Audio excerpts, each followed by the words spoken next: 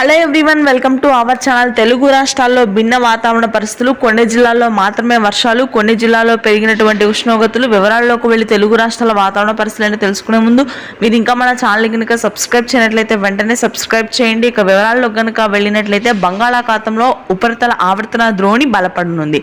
దీని ప్రభావంతో జూన్ 7 నుంచి మళ్ళీ అతి భారీ వర్షాలు కురనున్నాయి తెలుగు రాష్ట్రాల్లో.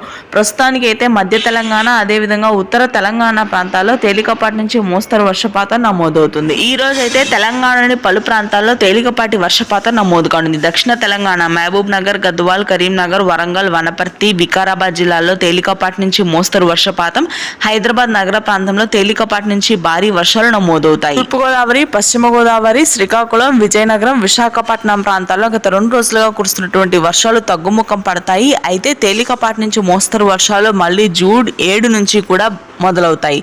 తేలికపాటి వర్షాలు కాస్త భారీ వర్షాలుగా మారతాయి. ఆ తర్వాత రాయలసీమ జిల్లాలోని చిత్తూరు, కర్నూలు, కడప వ్యాప్తంగా ఈ రోజు రాత్రికి తేలికపాటి నుంచి మోస్తరు వర్షపాతం నమోదవుతుంది. ముఖ్యంగా ప్రస్తుతానికైతే ఉష్ణోగ్రతలు పెరుగుతాయి. చాలా ప్రాంతాల్లో అడపాదడపా వర్షాలు నమోదవుతాయి. ఇది ప్రస్తుతానికి latest weather update. Thank you.